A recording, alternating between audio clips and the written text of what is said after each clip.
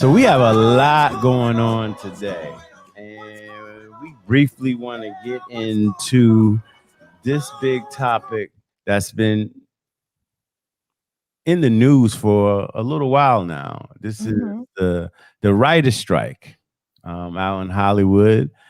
This really impacts all of us who are television fans, movie fans, radio, you name it. So the article, especially the late night talk shows. yeah, we were looking at this week, and we decided to bring on some guests, some people who have some actual experience in the film. I mean, in the area of writers. So our first guest is brother AJ. Is it Kparr? Kparr is a silent K. Silent K. And sister Christina Royster.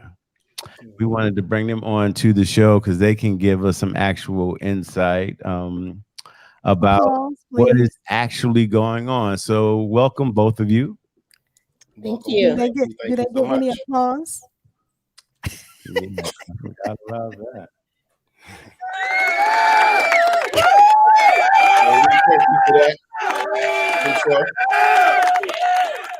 Welcome. Good production work there, partner. All right. So before we get started, let's y'all introduce yourself to our audience so they can know who you are and what area that you're in. That gives y'all the great credibility that y'all have to tell our listeners about what's going on in Hollywood. Ladies first. Okay, wonderful. So I'll start.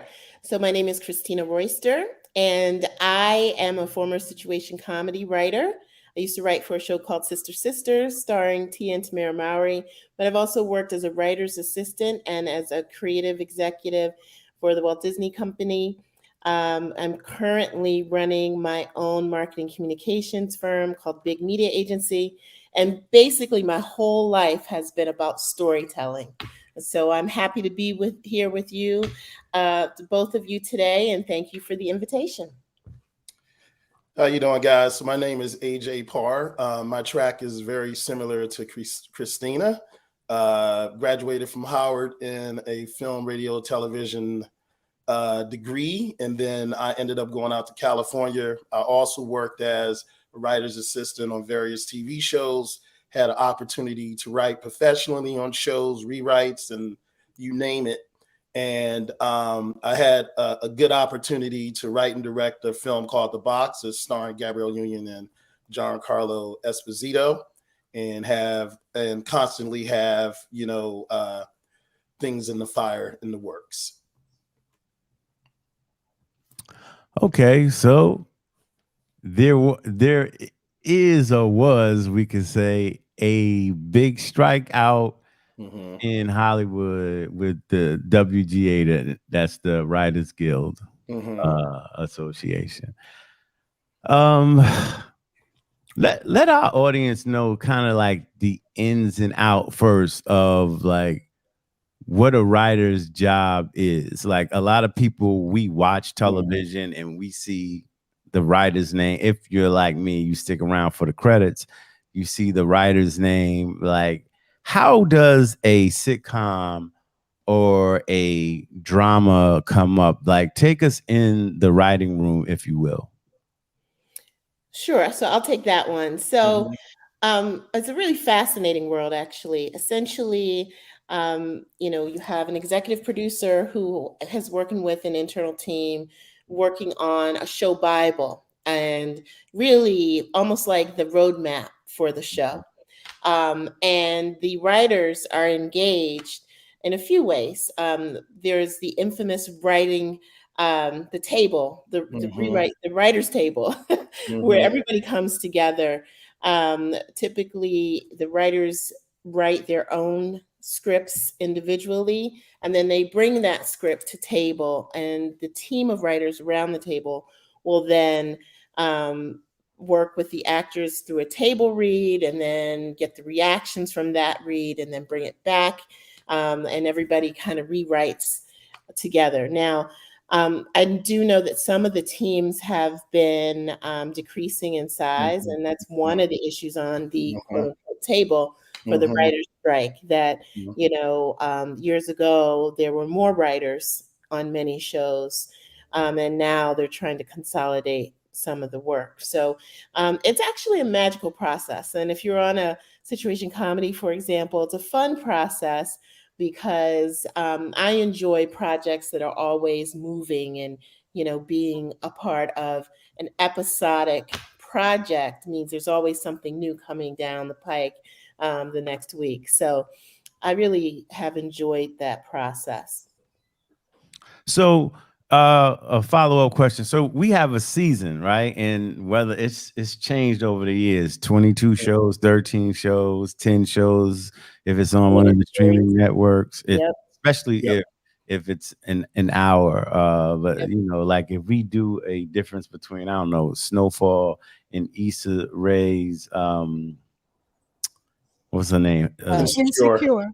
Insecure. How could I right. forget? I love that show. Hers was a half an hour. So if does the executive producer or the lead person come in and say, here's the 10 episodes, like, and maybe have name and a little synopsis of like what's supposed to happen in those different episodes, and then they I can take that one. So I mean, basically what you're doing, so the EP or the creator probably has a basic idea of what they want to do. But what Christina mentioned with the writer's room, so you start off with basically like you could call it a story camp or whatever, but you're basically breaking stories. So you kind of, these basic ideas that the EP or the lead creatives want to do, they bring together their writing staff, and then you kind of break those stories, you kind of flesh them out, right? And say, okay, this is the direction, like what she was talking about with a show Bible. It could be the entire series, or it could be just that season, but you kind of flesh those things out as a group. And then based on how many episodes it's going to be, and in terms of the episode number, it's not always necessarily that the EP of the show is like, oh, I only want to do 10 episodes or whatever, because it's still a process. You still have to involve the studios and so on and so forth, and your budget and what you're able to do in terms of you know, the material, you know, like what your limitations are is a big piece of it. So they would go out and flesh out whatever amount of episodes there are, and then those scripts would get assigned to whether it's a writing team or an individual writer, and then that writer or writers would go off and do their outlines, things of that nature. Potentially in the writing room, you would do, you know, a beat sheet, which is basically story points. We want these particular points to take place in XYZ scene, whether it's an hour long or a TV show, but you're going to do the beats, right? And then once you have that, the writer's going to do an outline. Outline is going to be approved, you know, or disapproved or changed or modified or whatever, because it's not really listen, it's not guesswork. Like, you want as, you know, as much detail or understanding of what you're getting. But then once that's agreed upon, okay, this is the story, this is what we want to do, these are, you know, basically the main beats and the scenes, then the writer would go off and write. And then bringing it back, it could do the table, as Christina said, where everybody kind of weighs in and helps to modify and make the things better. Or potentially it could go to senior producers / EPs, and then they do their pass on it, and then they could say, okay, this is good. And then it still has to, again, regardless of whatever is done, as Christina mentioned, there's the process of doing run-throughs and things like that to see if it works. And then also, regardless of whatever, even if the producers and everybody on the show love it, still has to get executive approval from above, meaning the studio. So there's a process to doing every single show. But also, Dr. A, I think what you were mentioning does happen on occasion where, you know, if the show is very if the talent attached to the show or the star is really in kind of like the middle of the weeds and the storytelling, sometimes they may come into the room and say, hey, I really just can't say that out of my mouth, or Yeah, that's true. like for this story to go more like this, or they may be even involved earlier in the process.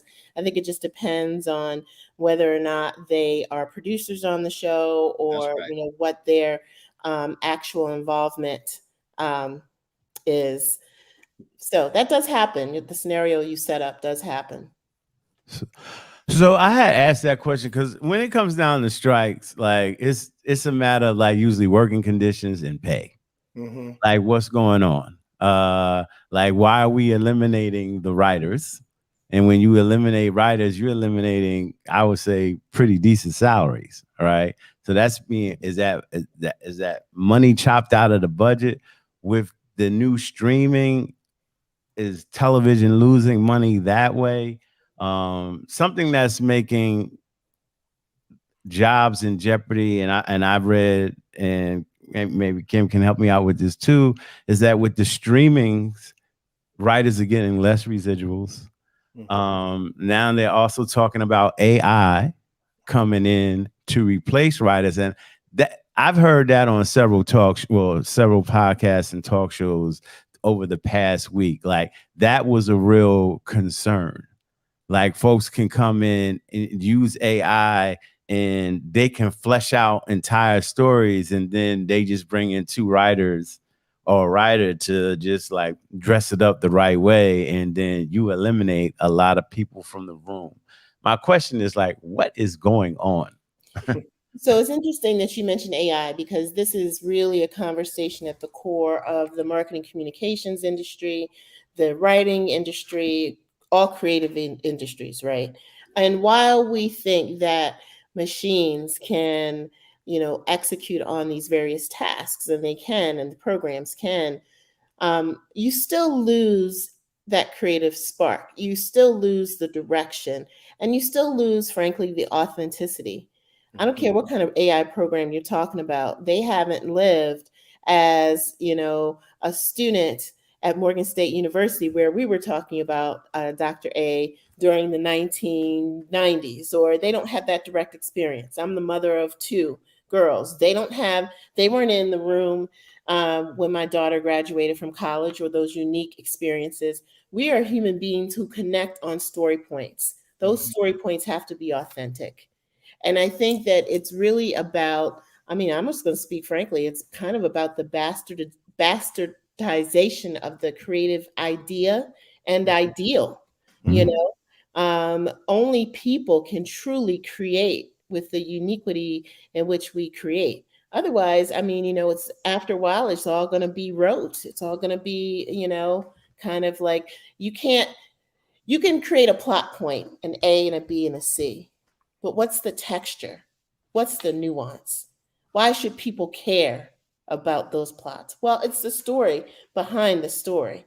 So I'm very much, while I'm a big proponent of technology and I use technology in my business and in my field, I'm a big proponent of the humanistic side, and I'm a skeptic as it relates to just how well AI can keep us entertained for the long haul. Well, it's good to hear. It's good to hear that confidence. And it sounds like you're not overly concerned about whether AI could take the place of human beings, because I agree with you. I think in the end, they could try to do that, but I think the fans will be able to see through that, and we will be the final arbiters or determiners of whether we're going to continue to support shows that use AI. I think you can tell. And so in the end, I think, time will tell if they have enough guts to try it. I don't see this panning out, but using machines to no. No. But anyway, so I am definitely pro labor. I'm against any type of exploitation of human resources. But I think, everyone should have fair wages and everyone should have benefits such as paid time off and health benefits and things of that nature. So from your perspective, what do writers want in this next agreement that you have coming up, this collective bargaining agreement that they don't already have? I mean, you guys kind of touched on a couple of points. So the main thing is this. Dr. A mentioned this about series, and we had a conversation with a writer producer that we're collaborating with a couple of months ago. And he's, I would say an old school TV writer, producer. So what you said about the length of series going down, well, you have to understand that each episode is basically a week plus a certain amount of months and all of this time that's put into it. So each week that you're on the writing staff, you're getting paid. If that's cut down by a third or 2/3 or whatever, you're getting paid that much less. Okay. I mean, it's just a numerical thing. And then also, if there's a situation where you're where they're doing, what's called mini rooms, which are small writers' rooms, where they're doing, like Dr. A, you're doing 4 episodes of your project, but it's you doing it for you. But there's situations where they're bringing people in and they're working on this stuff in a very short period of time. So they're getting paid, but they're getting paid for an inordinately less amount of time than they normally would based on prior CBAs, right? So the writers are getting paid less. There's less, even though there may be more streaming services, but there's less amount of episodes are being produced.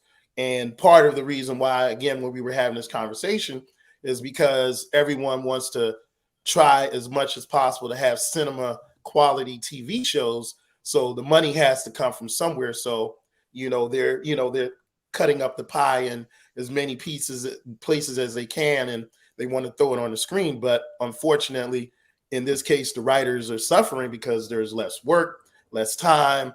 And then in terms of the residuals and so forth, that's a big point because streaming data, you don't know, the data's there. They have the data.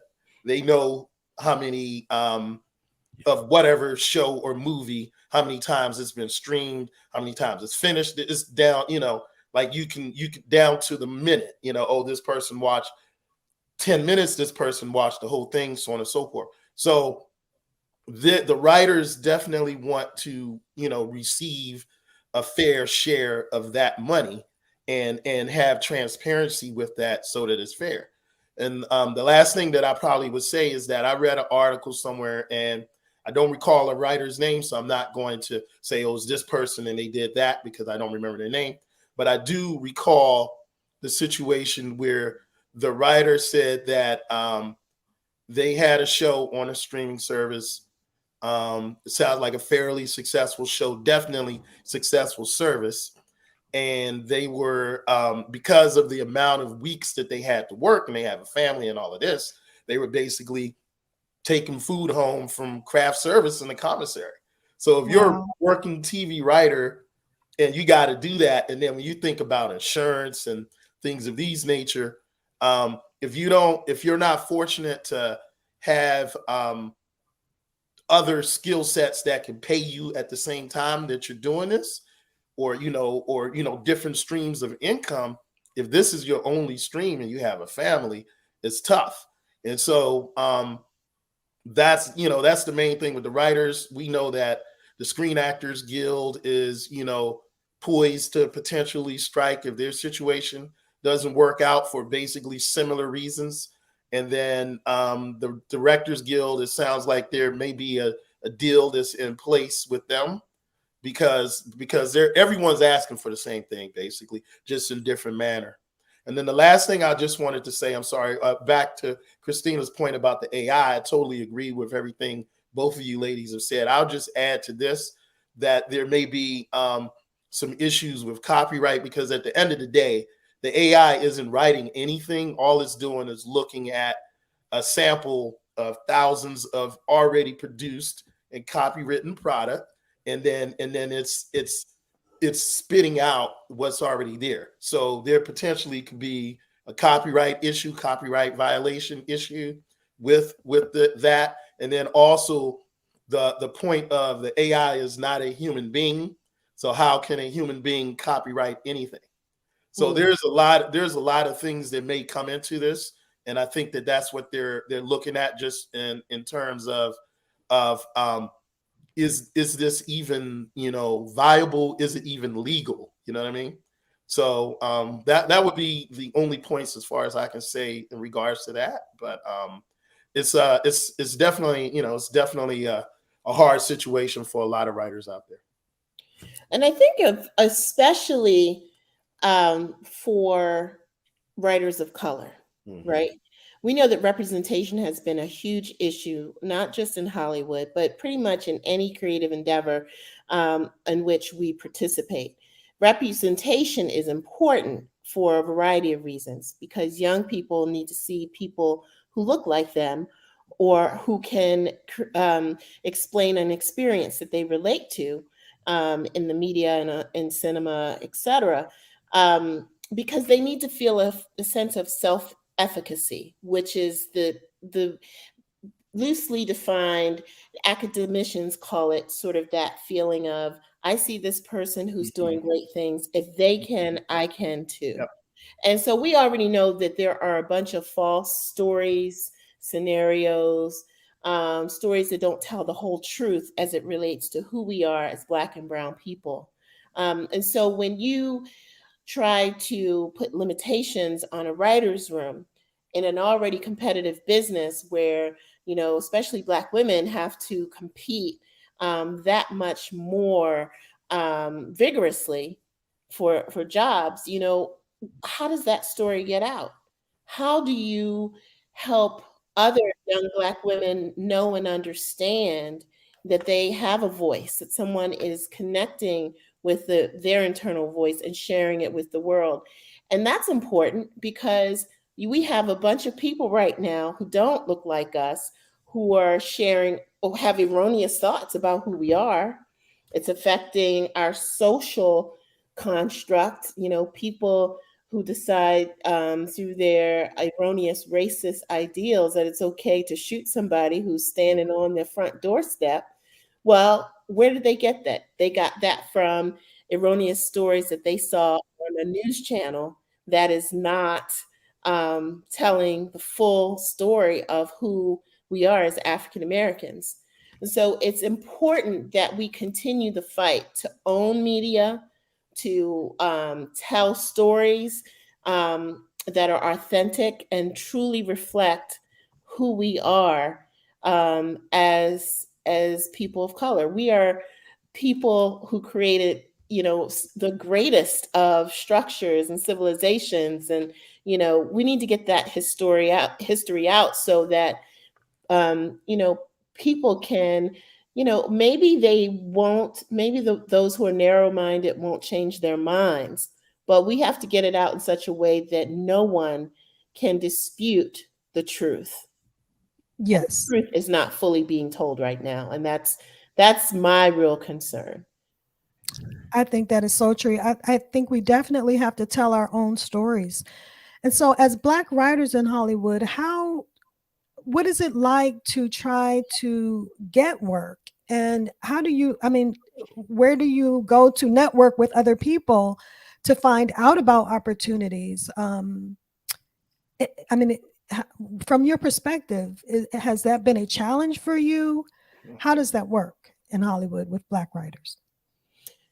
So I'll just say that, so I'm dating myself a little bit, right? Because even though I am planning a very, very exciting return to Hollywood, I was a sitcom writer probably right before social media was coming in, you know, so we didn't have the benefit of connecting with people electronically unless you were emailing somebody. But we still had, you know, you had core groups, you know, we found Black writers who were working on shows that you were working on, or somebody who knew somebody, or you tried to go to seminars and places where you knew your favorite writers were going to be. It could be, you had to be resourceful. Yep. And I think also the writers groups of the world also helped, where people would kind of come together. There were different ways to kind of raise your profile through, like, I think Warner Brothers used to, or may still have, a television writing program. And, so you had to be really strategic and really resourceful. And I think that young people are doing the same thing this way, but also using electronic media to do it. So it just kind of depends. I don't think that there's one magic bullet, so to speak, for how you become like the most well-known Black writer in Hollywood. But you have to seek out opportunities. Obviously, when you show up, make sure you are ready for the task, whether it's writing something or sharing a sample or just talking to someone very passionately about what you do. And then it kind of goes back to what we were saying about there being communities of color, writers who have made it, who wish to help to elevate the profiles of other young Black writers who are coming along. Yeah. But there's no one source that someone could go to. For example, if I'm working on a project and I want to hire Black writers because of the sensitivity of the project or what have you, is there a source I could go to say, like I don't know, in the legal field, we have the National Bar Association, a group of Black attorneys. Is there something similar for Black writers in Hollywood? Well, an actual organization that's specific, I can't think of an actual organization, but I'd probably say that there's there's resources, like even NAACP is doing. They have like a film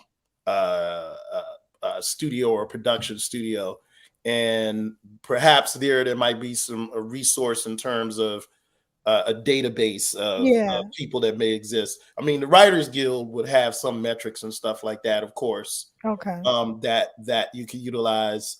What Christina mentioned before, these diversity writing programs. If you reached out to one of them and said, "Hey, I'm interested in hiring some people from, that came out of the diversity program that may be looking for work," there may be a possibility. I'm not saying that they will, but there's a possibility that they could say, "Hey, we can, get your contact to this person." I mean, obviously, if the writers have agents or managers, and that information is out there, of course, certain agencies or whatever, it's there, but I wouldn't say that there's a central repository where you would, find that information, but there is various different places that you could definitely do it. And I do think that the Writers Guild, especially over the years, has been working to really connect with writers of color and minority writers. I know that they have a committee of Black writers that kind of helps to empower Black writers. So I think, just like with anything else, you have to do due diligence, search for every opportunity, whether it's a writers group that is connected to a university that you're a part of, or there are some informal writers groups where people gather and work together. So it just kind of really depends. But if you're going to be undefeated, I'm sure you get to the right people. Yeah. Yeah. Charles King is a big name out in Hollywood, an alum of Howard Law School. And I do a lot of research on my own. Like I'm inquisitive. I want to find out things. I don't like going and asking people. At first, I like to go to people with a certain amount of knowledge. So when you start talking to them, they understand that you're serious about what comes out your mouth and that you're in the know about what comes out your mouth. So I would tell people, and I'm not a writer. I I would love to be one officially. Let me say I am a writer. I'm just not a professional writer. I would say look at the black television on TV, right? And look at the end at who EP, who were the writers, take all their names down, Google them, see where they work, see what they do, and try to reach out to them via that way. And I wanted to piggyback on something Christina said back about telling our stories. One thing I would like in Hollywood, and this is what spearheads me to write, is not just our stories being told, because I think we're seeing some of that on television, but it's one kind of like path. And what I mean by that is right now I'm looking at representation of African American men still as criminal. So you have shows like Power, BMF, Snowfall, The Wire, different shows that have been on TV that are hits. Like a lot of people watch these shows, our audience, our folks, we watch these television shows because they like them. But the protagonist is usually a villain, a drug dealer, so to speak. So other shows, like I try to write smart shows. I don't try. That's the only thing I do, right? To show that black male isn't the only black male that exists. Like we're talking to two professional writers right now. So why can't there be a story about two professional writers that are married, right?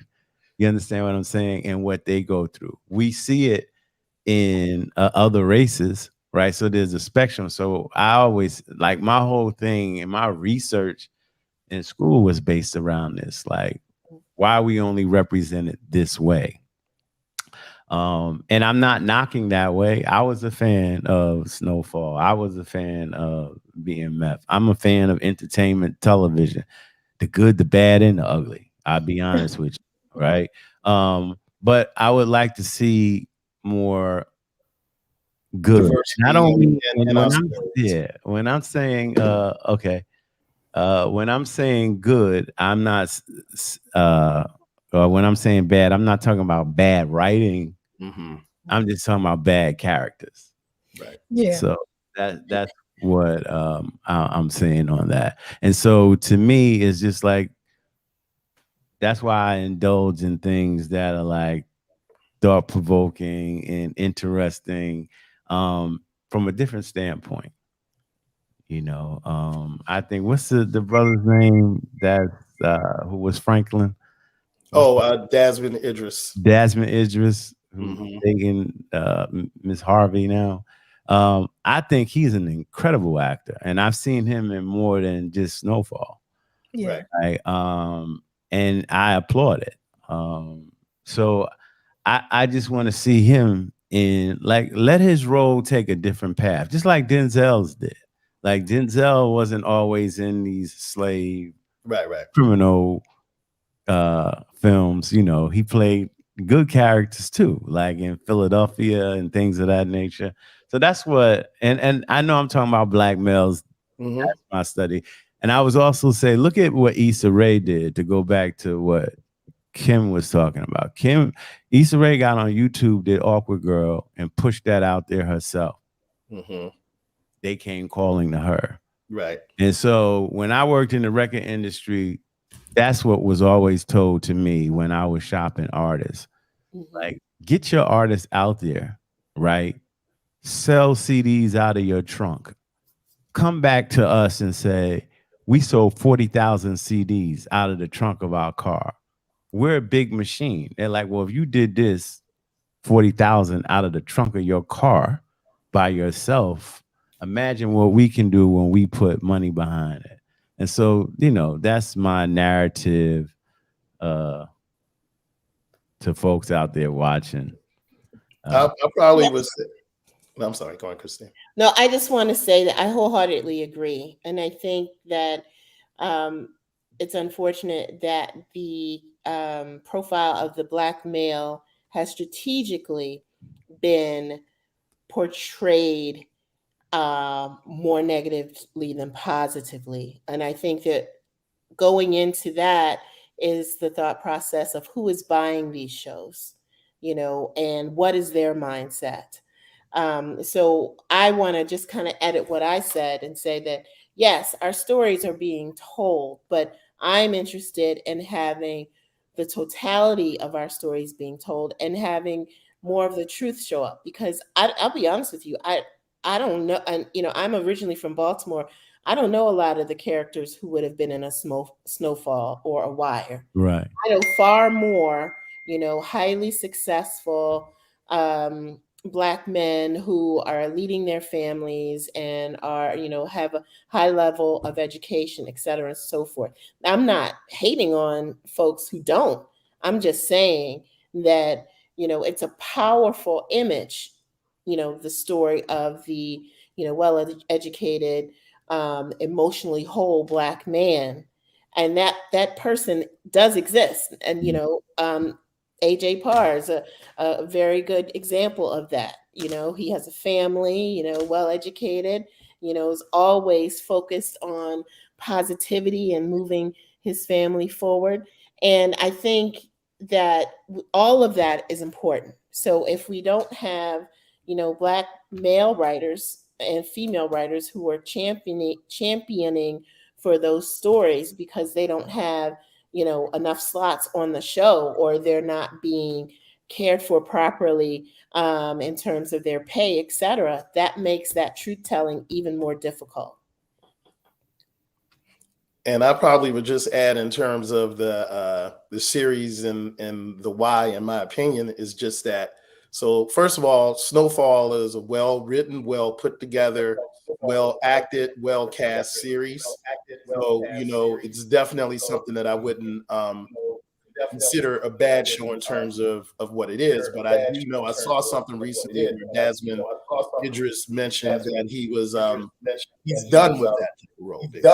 He wants to move on to some of the other things that you're talking about and spread his wings. And I think that's important. It's great that there are talent there, such as Christina and I, that do want to do a different look. But I think they pick the so-called gangster shows because they're easier to sell. I mean, it's just the reality of it is it's not a hard sell, and it has a track record that they can look back on and say, hey, it's similar to this, and boom, put it out. Something that's different, that's a different look, may be harder for people to accept on the surface, but if it's well done, an audience is going to come. I was watching the show The Bear on Hulu, about basically a guy who's a chef, and he's running a restaurant that his brother left to him, and it's just it's the stress of just running a little tiny fast food place, basically. So you can, and on a surface as a pitch, that may not sound dynamic, but it's well cast, well acted, well written, won Golden Globes, you know what I mean? So there's, here in DC, we have Ben's Chili Bowl or Horace and Dickie's or something like that. That's could be comparable to, say, The Bear, you know what I mean? A small fast food, family owned mom and pops thing. So it's about writers like Christina and I, and like you, Dr. A, that can just take a chance and put these things out there. And these are the things that Christina and I are working on, is projects that are not, I'm not saying that we'll never touch that space of The Wire or Snowfall, which I both think are terrific shows, but that's not the sum and total of what we want to do, because it's not the sum and total of our experience as people of color. Right. You know what I mean? And that's where it is. That's what we're fighting for. That's what all writers of color are fighting for, or all writers of different ethnic groups are fighting to get their stories out there. So.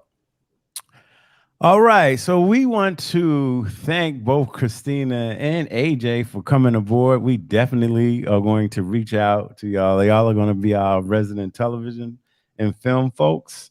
So let's give it up to them one more time.